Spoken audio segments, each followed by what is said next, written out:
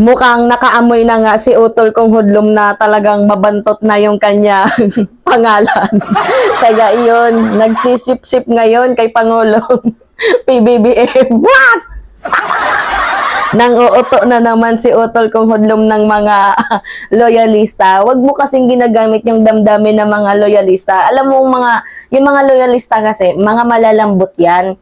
Once na minahal mo ulit ang ating Pangulo, minamahal din nila kung sino yung mga nagmamahal kay PBBM.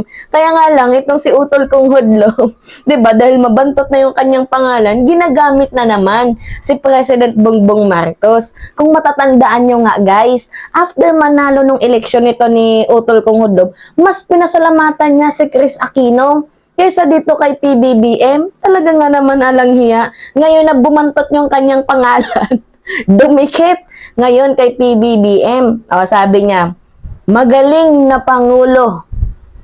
Marcos a true statesman. Sabi ho ni Utol kong Hudlom.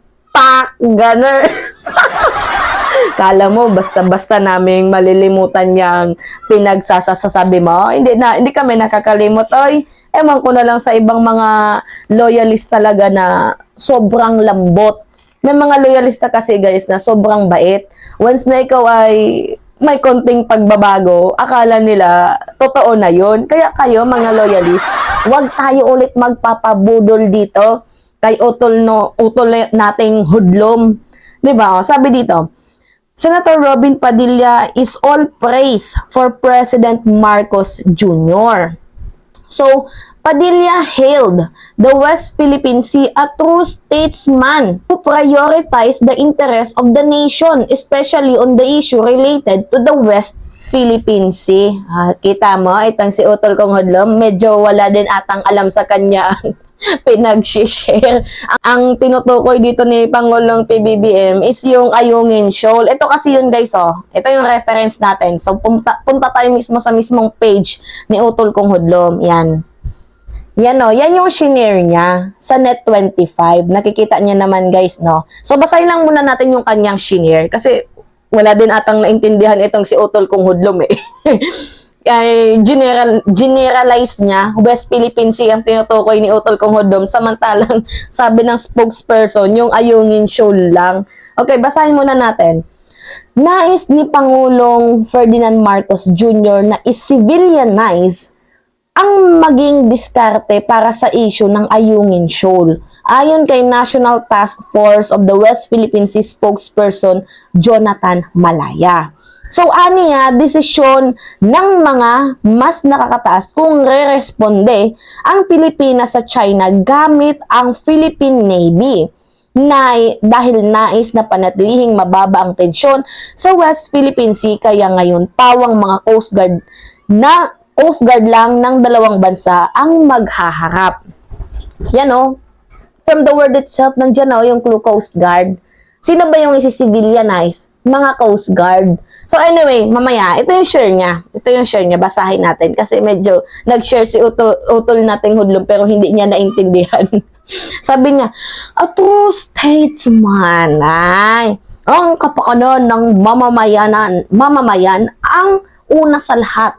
Ang hindi pagkakaintindihan ay inaayos, hindi pinapalaki. Ang tunay na matapang ay siyang nakakapagpigil sa sarili sa oras ng matinding galit. Ika nga, never decide when angry or upset. Pagpupugay at pagsaludo sa magaling na Pangulo ng ating Republika, Ginoong Pangulo Ferdinand Bongbong Marcos Jr. So, ngayon, ang matapang na ata si PBBM kasi sinasaludo niya na eh, hindi na si si Digong. Ngayon, ang matapang na para sa kanya, hindi na si Digong, si PBBM na. Anyway, ito na nga. Nag-note pa si Mima dahil na-stress talaga ako dito kay Utol nating Hudlom. So, nakikita nyo naman 'di ba sa balita na aware naman tayo na gustong gawing civilianize ang operation doon sa Ayungin Shoal. Pero ito na nga, dahil bumida si Utol nating Hudlom, bida-bida kasi, hindi naintindihan yung pinagsasabi ni PBBM, generalize niya na parang tinutukoy yung West Philippine Sea. Kasi basa-basa din ba dito sa balita, utol kong hudlom, yung pagkakaintindi mo, mali-mali. So, ang pagkakaintindi ata ni utol nating hudlom, hindi nagagamit ng military or Navy or whatever AFP dyan ho sa West Philippines. Yun ho yung pagkakaintindi niya. Paano kasi, mahina yung kokote. Diba?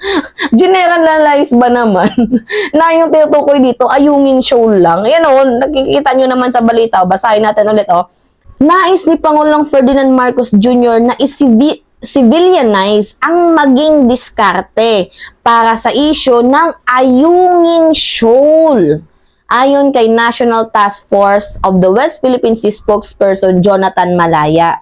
So, ang nangyayari kasi dito, civilian ho ang magre-resupply sa BRP Sierra Madre. So, yung civilian na tinutukoy ni Pangulong PBBM ay yung mga taong Philippine Coast Guard. 'Di ba? Hindi yan naintindihan kasi ni utol kong hudlom. Mahina ba kasi yung kanyang kokote, 'di ba? Sisip-sip ka na nga lang, hindi mo pa naintindihan. So, bakit naman ho yung Philippine Coast Guard? Kasi parte naman po yan ng DOTR, yung Philippine Coast Guard. So, tuwang-tuwa, si utol nating hudlom na sa kanyang pagkakaintindi na hindi na daw tayo gagamit ng ng military, ng AFP, or na kung ano pa mang dyan, hindi na tayo gagamit dito sa West Philippines. Yun yung kanyang pagkakaintindi na yung tinutukoy lamang ho ni Pangulong PBBM ay yung Ayungin Shoal. 'Di ba? Sinabi na mismo ni Jonathan Malaya, ayungin show lang. 'Di ba? Okay, tuloy tayo dito sa balita. According to Padilla, one of the things that sets President Ferdinand Marcos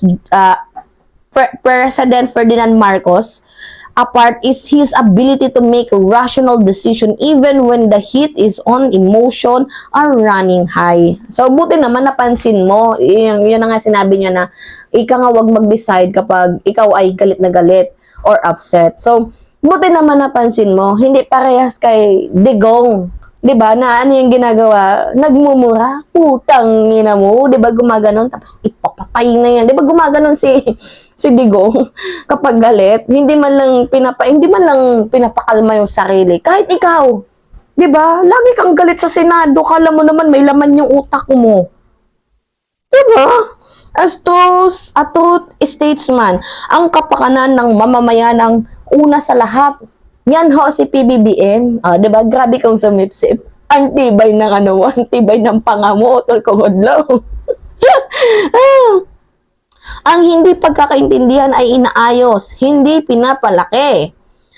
Ang tunay na matapang ay siyang nakapagpipigil sa sarili sa oras ng matinding galit. Yan ho si Pangulong PBBM, wala hong hambog sa katawan. Sana gayahin mo din, utol kong hudlom. Gayahin nyo ni Duterte na walang hambog sa katawan. Walang tinatagong yabang. Diba?